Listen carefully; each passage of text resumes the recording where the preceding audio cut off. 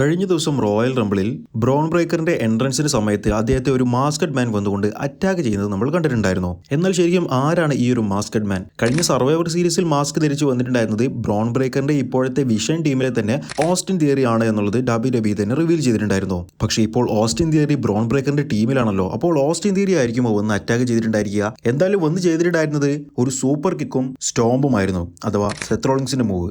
ആ ഒരു ഫിസിക്ക് കണ്ടിട്ട് സെത്ത് റോളിൻസ് ആണ് എന്നുള്ളതും തോന്നുന്നില്ല. എന്നാൽ ഇപ്പോൾ ഇന്റർനെറ്റിലെല്ലാം തന്നെ ഇതിന്റെ ഒരു ക്ലോസപ്പ് ഇമേജ് പ്രചരിക്കുന്നുണ്ട്. അത് കണ്ടിട്ട് തോന്നുന്നത് മറ്റാരുമല്ല, ലോഗൻ പോൾ ആണ് എന്നുള്ളതാണ്. കഴിഞ്ഞ റോ എപ്പിസോഡിൽ റോയൽ റംബിളിലേക്ക് വിഷൻ ടീമിനെ എല്ലാവരെയും സെലക്ട് ചെയ്തു എന്ന് പറഞ്ഞപ്പോൾ തന്നെ ലോഗൻ പോൾ ആയിരുന്നു പറഞ്ഞിട്ടുണ്ടായിരുന്നത് നമുക്ക് എല്ലാവർക്കും കൂടി നിന്നുകൊണ്ട് ബ്രോൺ ബ്രേക്കറിനെ വിജയിപ്പിക്കാമെന്നുള്ളത്. അപ്പോൾ ബ്രോൺ ബ്രേക്കർ വിജയിക്കാതിരിക്കാൻ വേണ്ടിയിട്ട് ഓസ്റ്റിൻ തിയറി ബ്രോൺ ബ്രേക്കറിനെ അറ്റാക്ക് ചെയ്തു എന്നുള്ള രീതിയിൽ ഒരു കഥ ഉണ്ടാക്കിയെടുക്കാൻ വേണ്ടിയിട്ട് ലോഗൻ പോൾ ഇവരെ തമ്മിൽ തെറ്റിക്കാൻ വേണ്ടിയിട്ട് വന്ന് അറ്റാക്ക് ചെയ്തതാണെങ്കിലോ, വിഷൻ ടീമിനെ തമ്മിൽ തിരിയിപ്പിക്കാൻ വേണ്ടിയിട്ട് ലോഗൻ പോളിന്റെ തന്ത്രമാണെങ്കിലോ ഇത്? എൻ്റെ അഭിപ്രായത്തിലും ആ മാസ്കഡ് മാൻ ലോഗൻ പോൾ തന്നെയാണ്.